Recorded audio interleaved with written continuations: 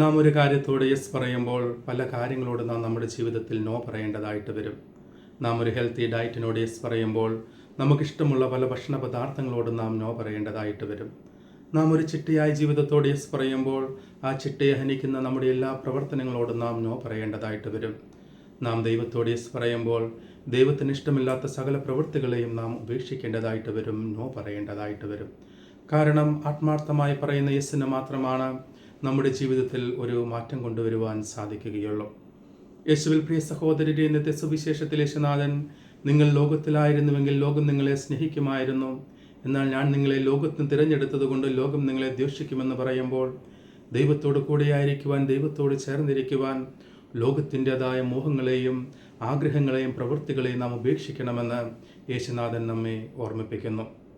റോമാക്കാർക്ക് ലേഖനം 12-ാം അധ്യായം 2-ാം വാക്യത്തിൽ, നിങ്ങൾ ലോകത്തിന് അനുരൂപരാകരുത്, പ്രത്യത മനസ്സിൻ്റെ നവീകരണം വഴി രൂപാന്തരപ്പെടുവനെന്ന് പൗലോസ്ലിഹ പറയുന്നതിലൂടെ 1 യോഹന്നാൻ 2:15 ലോകത്തെയോ ലോകവസ്തുക്കളെയോ നിങ്ങൾ സ്നേഹിക്കരുത്, ലോകത്തെ സ്നേഹിക്കുന്നവനിൽ പിതാവിൻ്റെ സ്നേഹം ഉണ്ടാകുകയില്ല എന്ന് യോഹന്നാൻ സ്ലിഹ പറയുന്നതിലൂടെ നമുക്ക് വെളിപ്പെടുത്തി കിട്ടുന്നത്, ദൈവത്തിൻ്റെതായി മാറുവാൻ നാം ആഗ്രഹിക്കുന്നുവെങ്കിൽ തീർച്ചയായും ലോകത്തിൻ്റെതായ മോഹങ്ങളെയും ആഗ്രഹങ്ങളെയും നാം ഉപേക്ഷിക്കണം എന്ന സത്യം തന്നെയാണ്. നാം ദൈവത്തോട് അടുക്കുന്തോറും നമ്മുടെ സുഹൃത്തുക്കൾ എണ്ണം കുറയുന്നതും ലോകത്തിൽ നാം സ്വീകരിക്കപ്പെടാത്തതുമെല്ലാം ദൈവത്തോട് അടുക്കുന്നതിൽ നിന്നും ലോകം നമ്മെ പിന്തിരിപ്പിക്കുവാൻ പരിശ്രമിക്കുന്നു എന്ന സത്യം തന്നെയാണ് നാം മനസ്സിലാക്കേണ്ടത്. എന്തുകൊണ്ട് എന്ന് ചോദിച്ചാൽ 1 യോഹന്നാൻ 5:19 നാം വായിക്കുന്നത്, നാം ദൈവത്തിൽ നിന്നുള്ളവരാണെന്നും എന്നാൽ ഈ ലോകം ദുഷ്ടൻ്റെ കരവലയത്തിലുമാണെന്നും നാം അറിയുന്നുവല്ലോ. നാം ദൈവത്തോട് അടുക്കുന്നതിൽ നമ്മെ തടയുന്ന ഒരു തിന്മയുടെ സ്വാധീനം ഈ ലോകത്തിലുണ്ട് എന്ന ബോധ്യത്തോടുകൂടി ആ സ്വാധീനത്തോട് പടപൊരുതി വിജയിക്കുമ്പോഴാണ് നമുക്കെല്ലാവർക്കും ദൈവത്തോട് ചേർന്നിരിക്കുവാൻ, ദൈവം ആഗ്രഹിക്കുന്നത് പോലെ ജീവിക്കുവാൻ സാധിക്കുക. അതുകൊണ്ടാണ് എഫേഷ്യൻസ് 6:12 പൗലോസ്ലിഹ പറയുന്നത്, മാംസത്തിനും രക്തത്തിനും എതിരായിട്ടല്ല, മറിച്ച് പ്രഭുത്വങ്ങൾക്കും ആധിപത്യങ്ങൾക്കും അന്ധകാര ലോകത്തിലെ അധിപന്മാർക്കും സ്വർഗീയ ഇടങ്ങളെ വശക്കുന്ന തിന്മയുടെ ദുരാത്മാക്കൾക്കുമെതിരായിട്ടാണ് നാം യുദ്ധം ചെയ്യുന്നത്. ഈ ഒരു ബോധ്യത്തോടുകൂടെ നാം ലോകത്തിൻ്റെ ആഗ്രഹങ്ങൾ കീഴ്പ്പെടാതെ, പ്രവൃത്തികൾക്ക് കീഴ്പ്പെടാതെ മുന്നോട്ട് പോകുമ്പോൾ മാത്രമാണ് നമുക്ക് ദൈവത്തോട് ചേർന്നിരിക്കുവാനായിട്ട് സാധിക്കുന്നത്, ദൈവത്തോട് ഒന്നായിരിക്കുവാൻ നമുക്ക് സാധിക്കുന്നത്. അതുകൊണ്ടാണ് യാക്കോബ് ശ്ലീഹ 4:4 നാം വായിക്കുന്നത്, ലോകത്തോട് മൈത്രി പുലർത്തുന്നവൻ ദൈവത്തിൻ്റെ ശത്രുവാണ് എന്ന് നിങ്ങൾ അറിയുന്നില്ലേ. അതിനാൽ പ്രിയ സഹോദരരെ, ഇന്നത്തെ സുവിശേഷത്തിൻ്റെ വെളിച്ചത്തിൽ നാം ദൈവത്തോട് ചേർന്നിരിക്കുവാൻ ലോകത്തെ ഉപേക്ഷിക്കണമോ എന്നോ ലോകത്തിൽ നിന്നും വിട്ടുപോകണമോ എന്നല്ല ദൈവം നമ്മോട് ആവശ്യപ്പെടുന്നത്, മറിച്ച് ലോകത്തിലായിരുന്നു കൊണ്ട് തന്നെ ലോകത്തിൻ്റെതായ മോഹങ്ങളെയും പ്രവൃത്തികളെയും ആഗ്രഹങ്ങളെയും ഉപേക്ഷിക്കുവാനാണ് ദൈവം നമ്മോട് ആവശ്യപ്പെടുന്നത്.